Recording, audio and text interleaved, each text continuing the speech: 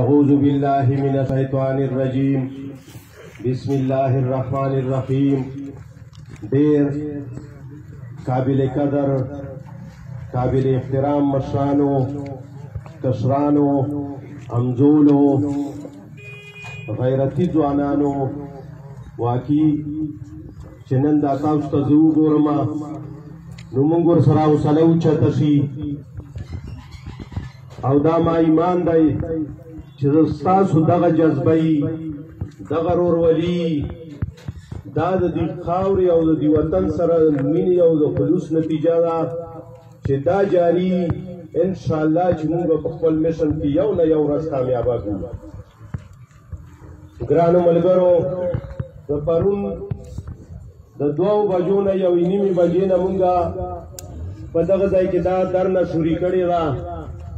د تر اوسه پورې سټارټ وه بیګام ټوله شپه ټول سیاسي قیادت دلته په دغه سړک باندې ناست وو.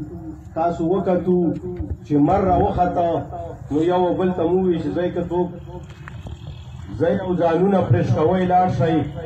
دا مونږ ورته ثابته کړه چې که ستا دا خیالي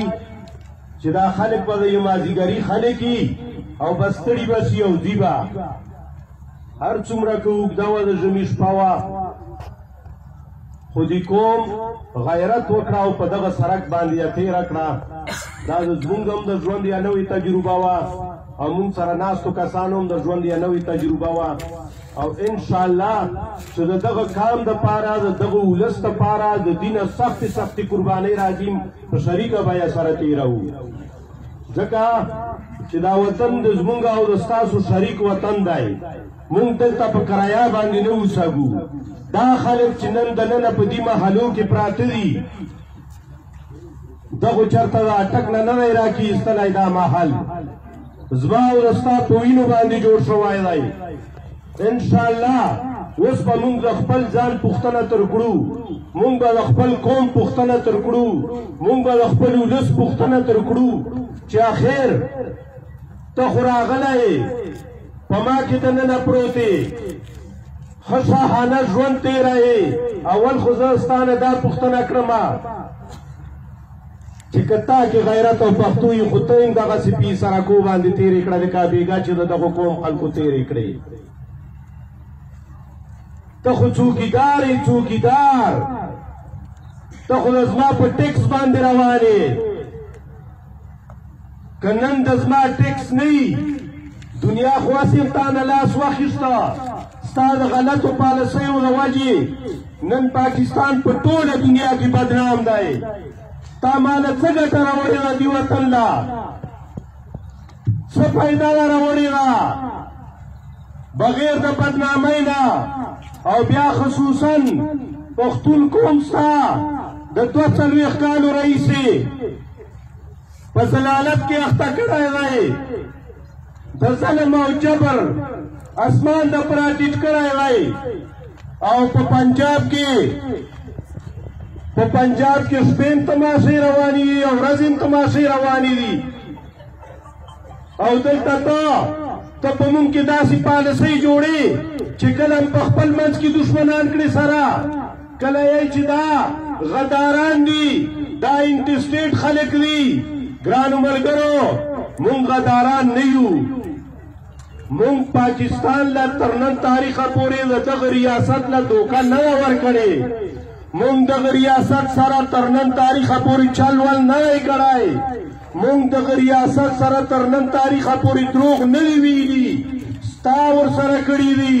ستا دروغ هم ورسره ویلي دي، ستا چل ول هم ورسره کړی دی، ستا په خلکو باندې هم خرڅ کړی دی، ستا د دغه خاورې په سر باندې پیسې هم اخیستې دي، ستا د دغه ظلمو په سر باندې پیسې هم اخیستې دي. ستا قبله نه معلومه،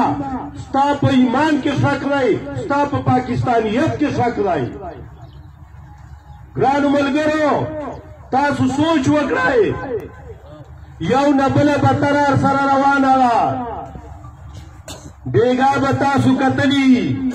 مونږ خو په خپل شهید باندې ژاړو چې عدنان شهید د 12 په ورځ باندې پورته کړه. دا یو پیټي بند ملازم دی دستا غوندې دا خاصدار دی که تا څه کار ور سره دلته سیول انتظامیه ناسته وه تا به دوی ته ویلي وای چې دا کس ماته حواله کړه بیا یې تاسو په خپله کسټډي کې واخلئ او چې څه انکوایري تر ویې کړئ تا د قانون او د آئین دا ټول هر څه د خپو لاندې کړه او چاپړه په وویله د کور نه راوړه 4 میاشتې پوره کېږي چې د ستا تحقیقات ختم نه شو او نن یې دا نتیجه راووته چې په پلاني ځای کې په مقابله کې مړ شو لعنت ته د ستا په دغه ایټم بم باندې چې ته یې مونږ ته ډینګ ډینګ کوې ته یې ټولې دنیا ته ډینګ ډینګ کوې او یو ورځ به داسې راشي چې ستا د دغه ایټم نه بند داسې هوا وتلي دي دا څنګه ده چې کشمیر مسلې نه ووته تا خو پاکستان تباه و برباد کړه ستا د پالیسیو د وجې خو ریاست تباه و برباد شو دا ته د پاکستان عوام او د پاکستان ریاست کوم ځای له بوځې او څه تر جوړوې آیا دا تر جوړوې چې عربونه ډالر د واخیسته نن خو د سویس بینکونه د ستا د ډالرونه ډک دي بدنام سیاستدان دي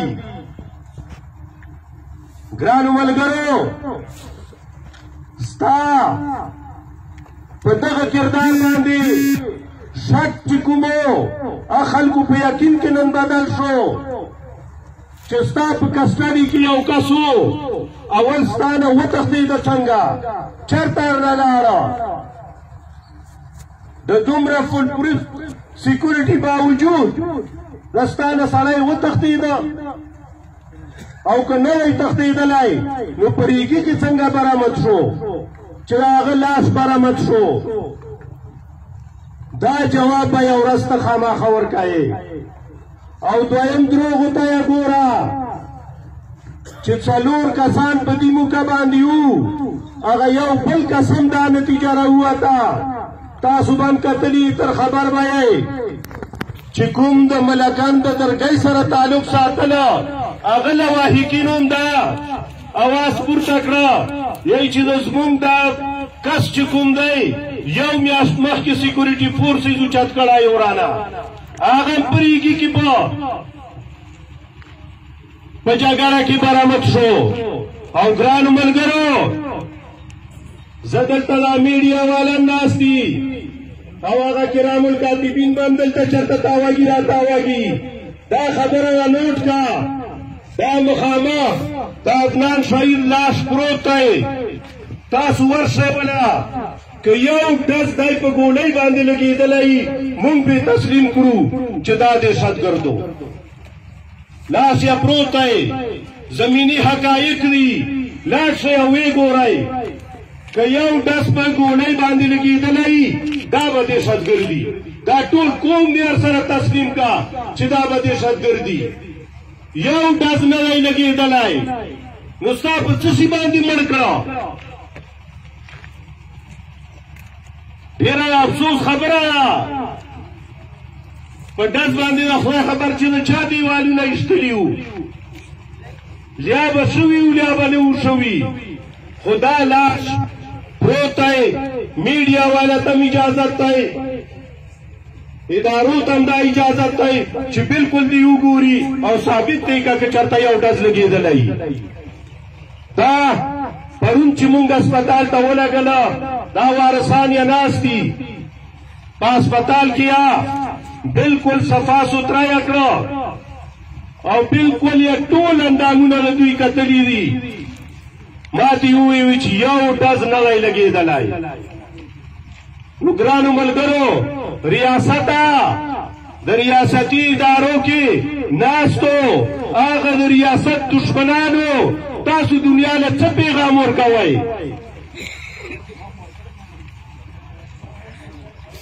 دا امبولانس لکه په څه طریقه لیار کېدی شي ور یې کړوله بس خالي په ارام سره لیار ورکې تیر به شي نو ګرانو ملګرو تاسو د قوم له څه میسج ورکوئ تاسو ولې داسې کردار ادا کوئ چې د آرمي نه خلکو اعتماد پورته شي، چې د سیکورټي فورسز نه خلکو اعتماد پورته شي. دا ته د دغه ریاست دشمنې او که د عوام د دغه ریاست دشمن دي. تا نن کومې ډرامې د قومونو سره سوري کړي دي؟ دا سپېڅلي پښتون سره چې تا کومې ډرامې سوري کړي دي؟ پښتون سره چې کومې ډرامې ستا سوري کړي دي، اخر به هم ګوره د دغه نه ته منې کږې. دا خلک دومره مه مجبوره کوه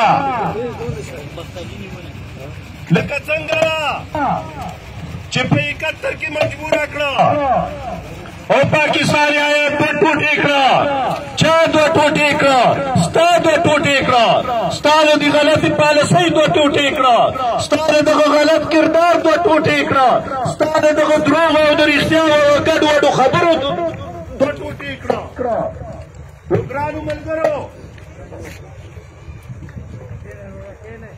ګرانو ملګرو زه د دوی های کمان ته دا مطالبه کړم، زه د چیف آف سټاف ته دا مطالبه کړم، زه د کور کمانډر ته دا مطالبه کړم، زه د دوی جرنیل ته دا مطالبه کړم چې راشه د عدنان لاس پروت دی، عدنان لاس پروت دی. زه د سپریم کورټ چیف جسټس ته دا مطالبه کړم چې فوراً په دې باندې سموټو ایکشن واخله، د دغه پوسټ مارټم په خپل تحویل کې دننه وکړه. که دا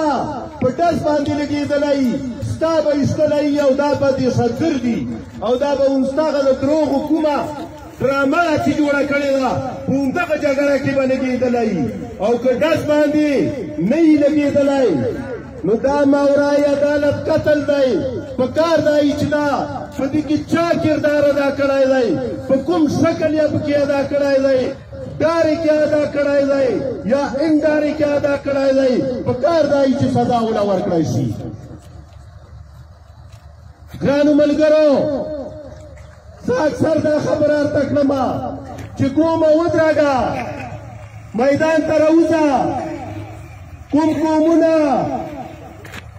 قومونه چې اواز نه اوچتایي هغه قومونه بیا جنازې اوچتایي. مونږ به څو پورې جنازې د ځوانانو هغه اوچتوو. اخر دغه ریاست سره مونږ څه دښمني ده؟ د دغه ریاست په قربانو کې مونږ کوم کمای کړی دی؟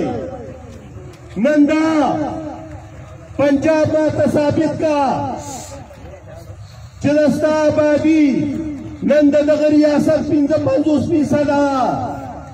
راشه وزما د دغه سابقه قبایلو قدر قرباني راته ثابته کړه. موږ به د ستا هر جرم منو. ستا د ټول پنجاب دومره قرباني نشته دی لکه څنګه چې د زما د دغه 7 ایجنسو هغه ده. آیا دا سزا ته موږ له راکوې چې په سخته کې دا ریاست په ما باندې ساتي؟ دې ته ته جرم یې. د دغه جرم سزا دغه ده چې زه به روزانه د ځوانانو جنازې پورته کوم. ګرانو ملګرو زه جنرال صاحب ته دا مطالبه کړم چې کوم کمانډر ته دلته کېنولی دی د ده په دور کې دا څویمه واقعه ده چې دلته شي. په کار دی چې د دغه له سزا ورکړی شي.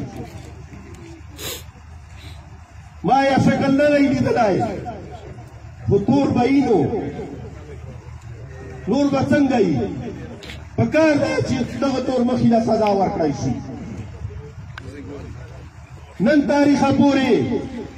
پرون پورې دوی دا کوشش کړی دی چې د دغه عدنان شهید لواحقین مونږ په څه ناڅه شکل په دباو کې راولو او خپلې خبرې په ومنو.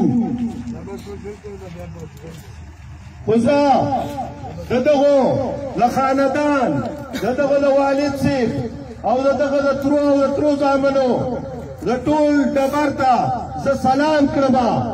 د دوی جرأت ته زه سلام کړم چې ماخوستن په 12 بجې بیګا دوی موږ ته وویل چې موږ په خپلو کړو باندې ستومانه نه یو دا لاس به دلته پروت یو موږ ورته شپه تېروو موږ حوصلې یې راوچتې کړي دي موږ نه یې ډاډ راکړی دی نو ګرانو ملګرو چې څه خبره مخکې راځي ټول سیاسي مشران به کیني موږ دوه کسان د پارټیو په سر باندې اخیستي دي هغه به فیصله کا انشاءالله کله به موږ غلطه فیصله نه کړو د خاندان کسان به راسره وي او چې څه فیصله مخکې کړو څه قدم مخکې اوچتوو په سلام مشوره باندې به وي او تاسو ټول قوم به راسره ولیاړ یئ وعده ده د دې خبرې ولیاړ به یې راسره ګرانو ملګرو که په داسې حالاتو کې په موږ باندې یو هفتې لپاره یا د 10 ورځو لپاره لږ تکلیف راشي او برداشت یې کړو نو کم از کم د دغو بچو مستقبل به ورسره روښانه شي او که دا فرض د دغه خاورې موږ ادا نه کړه او دا فرض موږ د دغه بچو ادا نه کړه خو والله چې ورځ د قیامته نه دا خاوره ستا معاف کا او نه دغه بچي معاف کا هر سړي له پکار دي چې ښه په جذبې سره ښه په ایماندارۍ سره ښه په ورورولۍ سره د آیین او د قانون په چوکاټ کې دننه میدان ته راوځي او د خپل حق اواز پورته کا ګرانو ملګرو موږ د قانون نه ناخبره نه یو موږ کله هم داسې قدم نه پورته کوو چې د آیین او د قانون خلافي د ریاست خلافي موږ که قدم پورته کوو د هغو خلکو خلاف یې پورته کوو څوک چې په دغه ریاست کې دننه د ریاست دشمنه پالیسۍ جوړوي او بیا یې په موږ او د ستاسو په بچو باندې مسلط کوي زنان کمانډن صاحب ته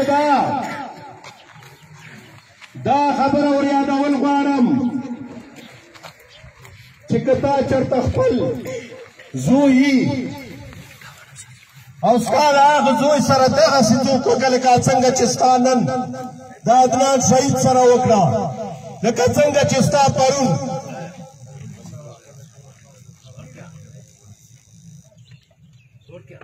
خاطر سره کړي وو نو ګرانو ملګرو ستا به څه انجام وي ګرانو ملګرو زه یو ځل بیا د ستاسو ټولو شکریه ادا کوم زموږ یو مشر حاجي طارق الله صاحب راغلی دی دا د جماعت اسلامي پارلماني لیډر هم پاتې شوی دی او اوس هم ښه ذمهوار کس دی تاسو یې د تعارف نه ناواقفه نه یئ